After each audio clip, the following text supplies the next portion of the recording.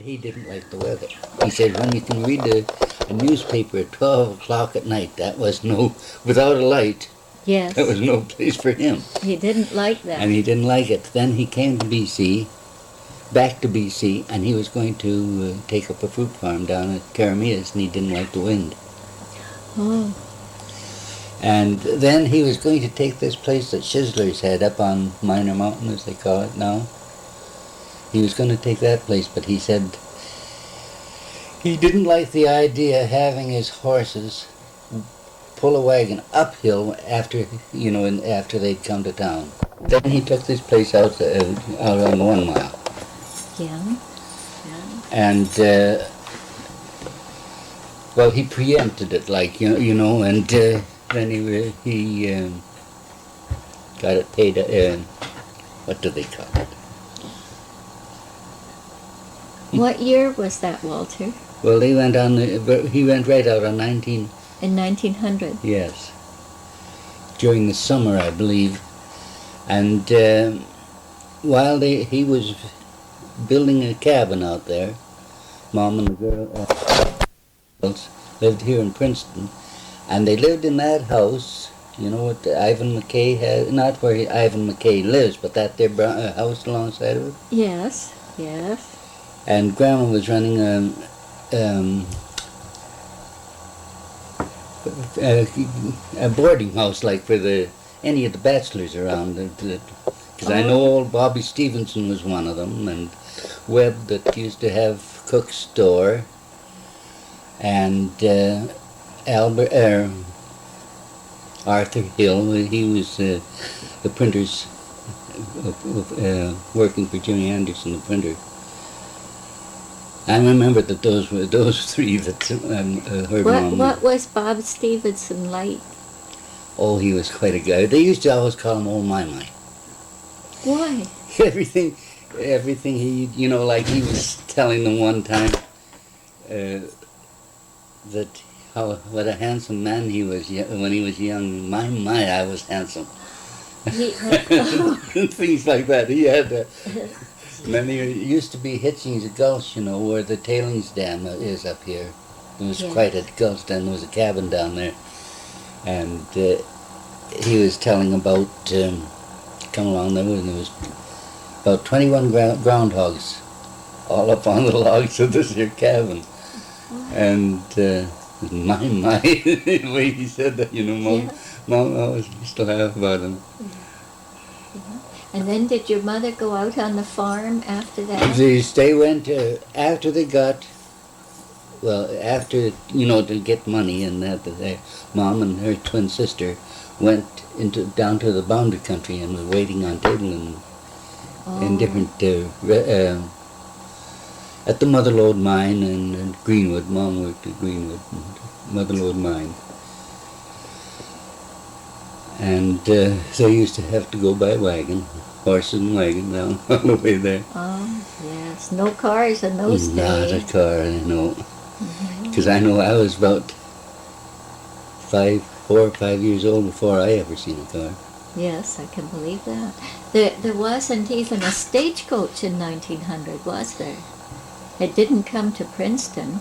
I know the road came through, though. Yes.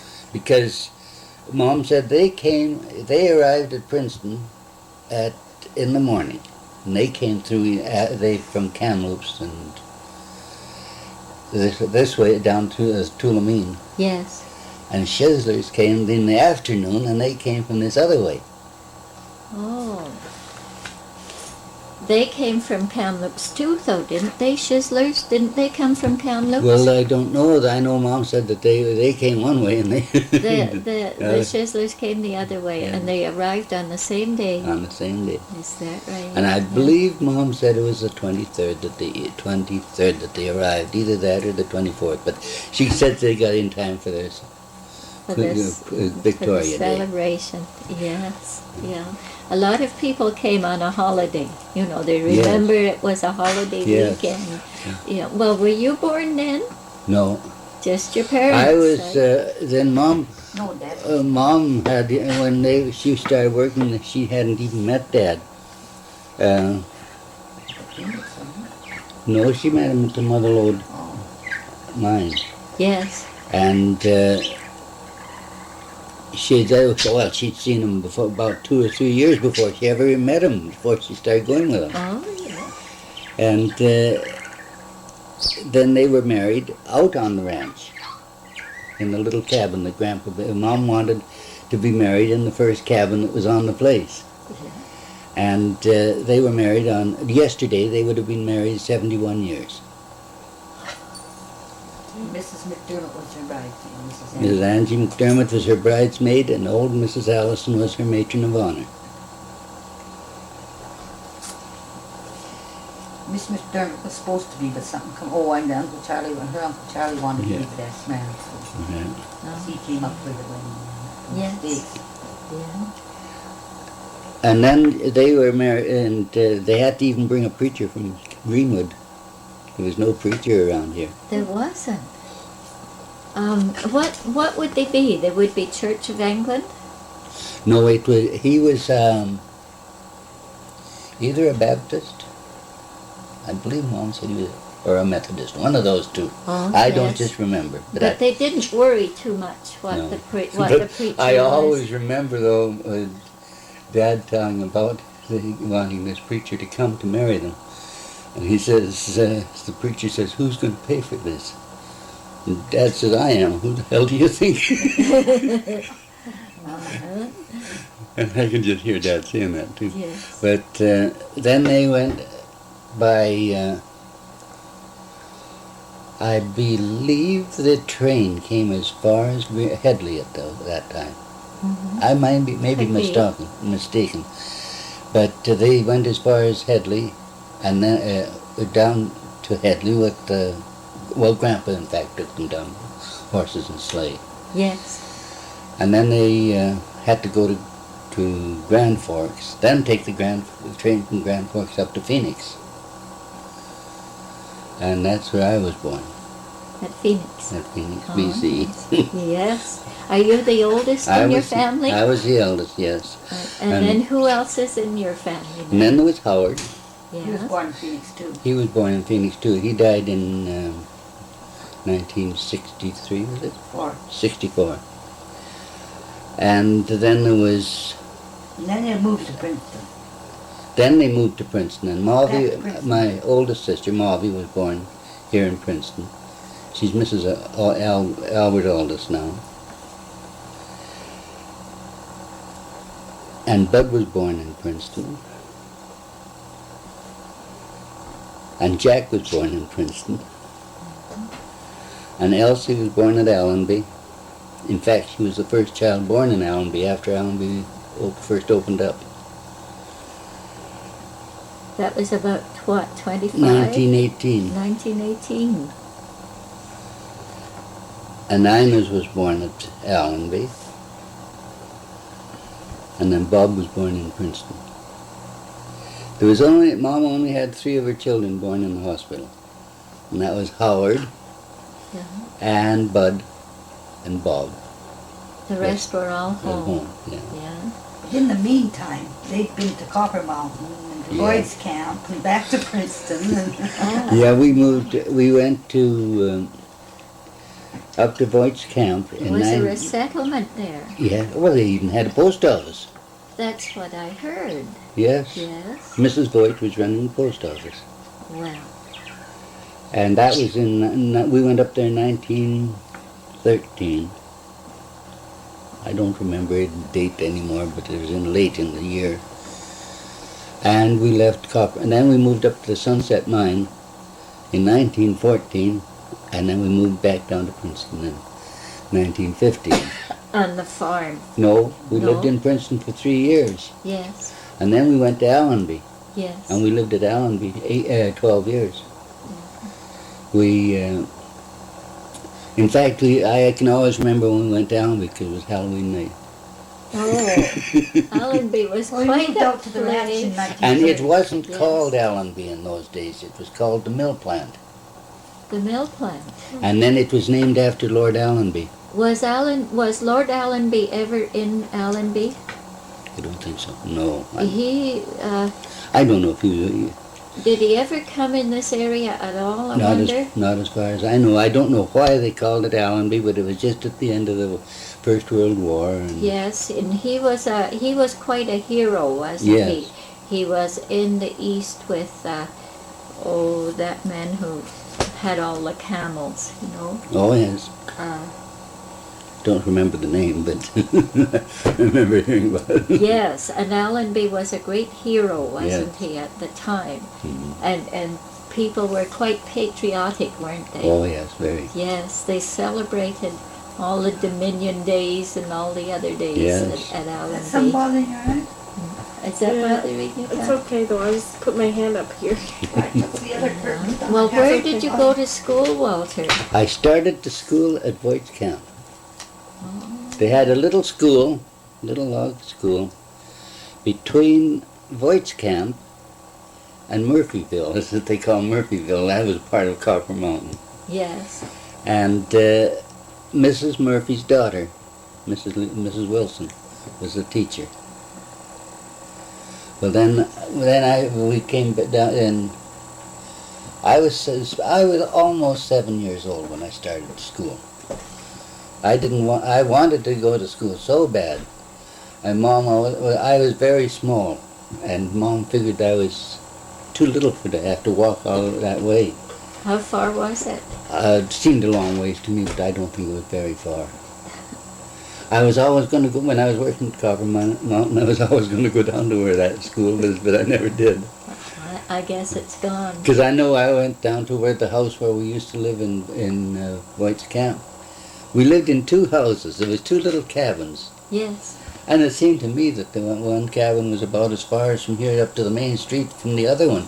But it was It just didn't cut you off. Now that's about weird. It's okay, really. as much difference between here and Mrs. Munger's.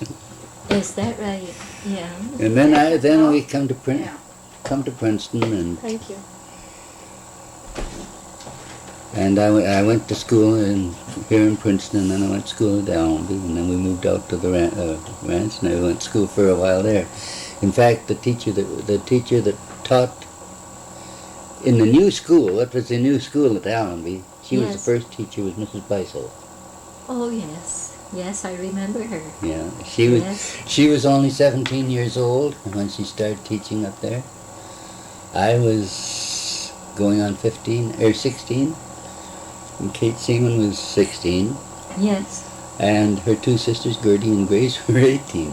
So Some of the pupils were older than the teacher. and Phyllis Miller was same age as, well, a little younger than myself, and Evelyn Hardwick. What was Phyllis Miller's name before she was married? Phyllis Thomas. She was a Thomas, Yes, wasn't she? yes.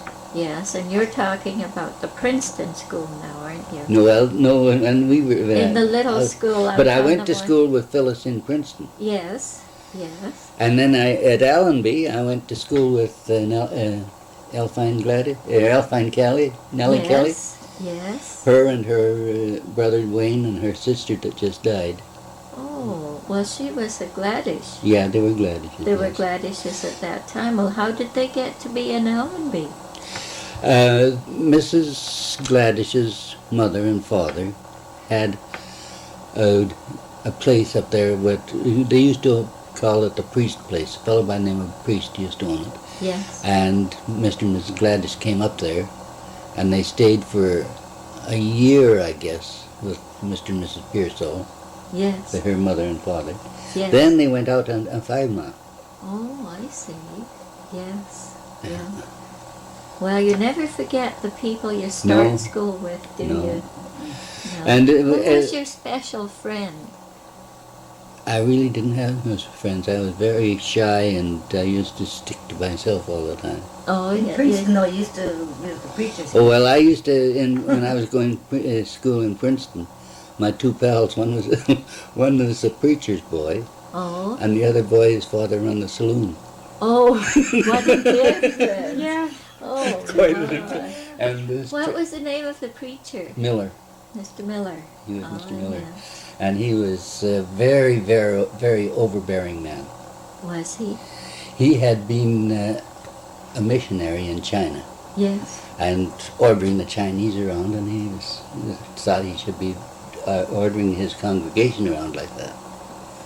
And he wasn't very well liked, but he was here 2 or 3 years. Yes.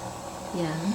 They wouldn't like that too No, much. because what Mom was, well, he came over to our house one time, and he said, "I haven't seen you in church."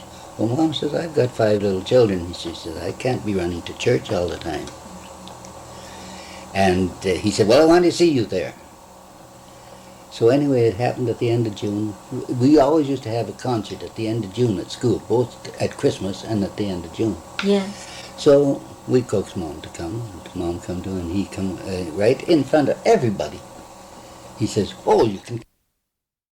Putting on a show for you girls. She says, "I would have found that." She was ahead of you, too. Pardon? She was ahead of the other girls, you know, walking around ahead of them. Yeah. Yeah, well, what year did they move out now? I think it was in either in 1901, around 1901, the summer of 1901 that they went out there. And then it was the next year, I think, that Mom and Auntie Ann went out to work. They went over to Greenwood and working in Now, radio. there's not a mistake we made. We didn't give your mother's name, but that's all. So, Oh, yes. Go ahead now. Elsie Hagerman. Pardon? Elsie Hagerman. Yeah. Well, not for me. I mean, Yeah. it goes down there. And,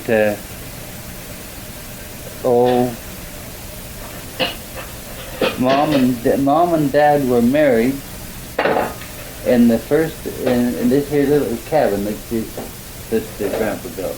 Of course, in those days, Grandpa they added more to the house and they used it for a bedroom.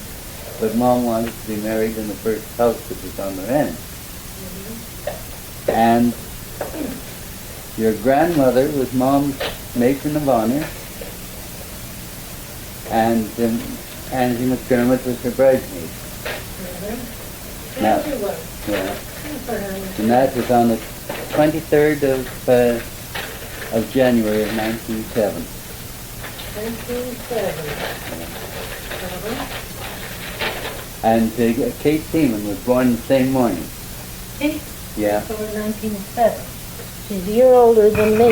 And as well, when he stopped.